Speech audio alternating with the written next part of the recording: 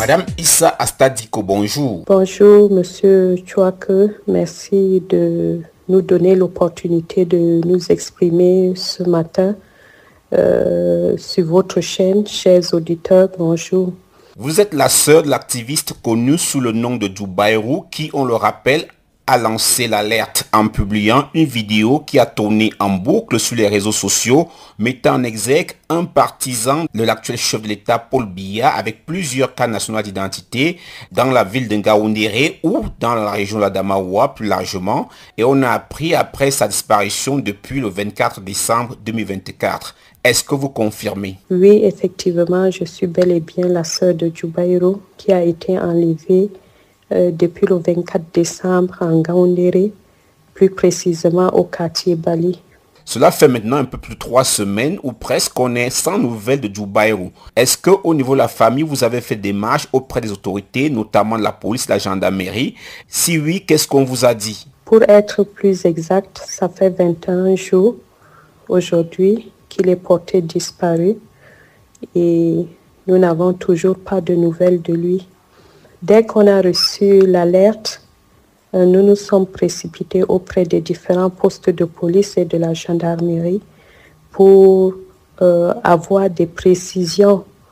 Nous nous sommes dirigés là-bas. Pourquoi? Parce que l'un des témoins qui a été relâché, qui avait été arrêté avec mon frère et relâché, nous a confirmé qu'il y avait effectivement un policier parmi.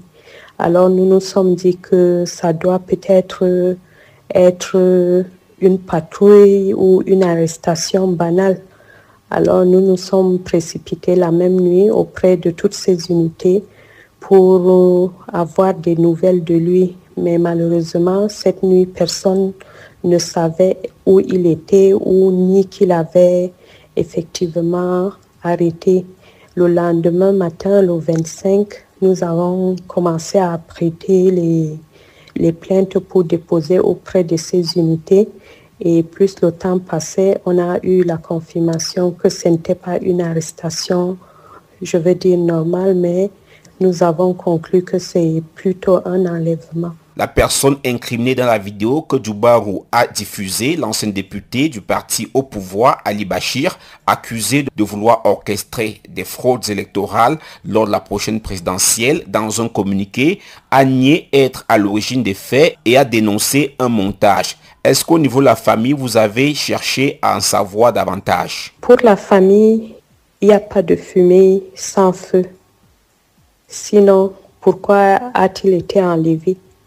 Et pourquoi jusqu'alors on ne sait pas où il se trouve. Et on pourra même ajouter en disant qu'il nous dise là où se trouve Djoubayrou et lui-même pourra nous dire exactement si c'est un montage ou si c'est vraiment des faits réels. Dites-nous dans quel état d'esprit se trouve la famille aujourd'hui. Est-ce que Djoubayrou a une épouse, des enfants et est-ce que vous craignez pour sa vie? Oui, monsieur, tu vois que après avoir déposé ces multiples plaintes, nous avons pris la peine de repasser de temps en temps pour être informés, mais on nous a toujours demandé d'aller patienter et que si jamais il y a du nouveau, les contacts sont sur les demandes et qu'ils ne manqueront pas de nous appeler. Et depuis lors, on n'a reçu aucun appel, aucune réaction, donc ça nous inquiète davantage. Plus le temps passe, plus on s'inquiète. La famille est complètement désespérée. Nous craignons pour sa vie. Est-il en vie? Il est gardé, capturé, dans quelles conditions? Nous ne savons pas. Lui, il est marié et père d'un enfant. Parlez-nous un peu des activités de votre frère. On sait qu'il n'était pas très connu jusqu'à récemment au sein de l'opinion au Cameroun, avant en tout cas la publication de la vidéo devenue célèbre. Était-il par exemple quelqu'un qui luttait contre les injustices? Mon frère est très humaniste et très altruiste, ce qui veut dire automatiquement qu'il est contre l'injustice. Et c'est d'ailleurs l'éducation que nous avons reçue tous de cette famille. Pour répondre au deuxième volet de la question, effectivement, son épouse nous a confié qu'il avait reçu des menaces par téléphone à plusieurs reprises, mais bien avant ces dernières publications, si je peux le dire ainsi. Enfin, quel est le message que vous, au niveau de la famille, voulez-vous aujourd'hui lancer à l'endroit des autorités? Monsieur Chouake, le message, Djoubaïrou est un fils, c'est un frère, c'est un époux et un père de famille.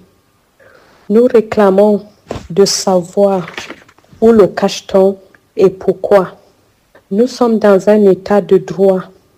Ceux qui le détiennent sont dans l'obligation de nous tenir informés.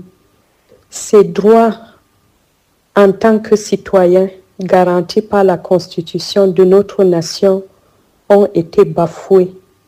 Nous ne savons pas s'il subit les pires tortures. Nous réclamons justice pour Djoubaïrou. Nous réclamons justice pour sa famille qui vit dans la psychose, le traumatisme, la peur, le désespoir depuis le 24 décembre 2024. Madame Issa Asta Diko, merci beaucoup. C'est nous qui vous remercions, Monsieur Chouake. Merci.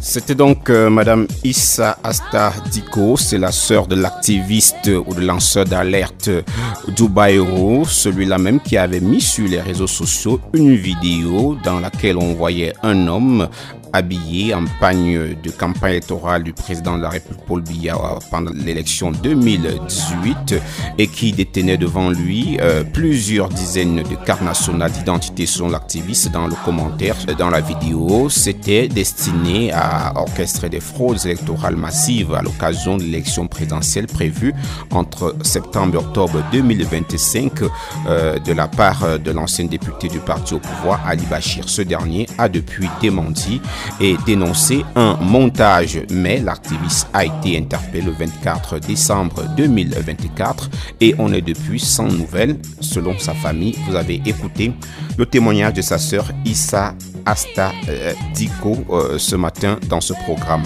4S.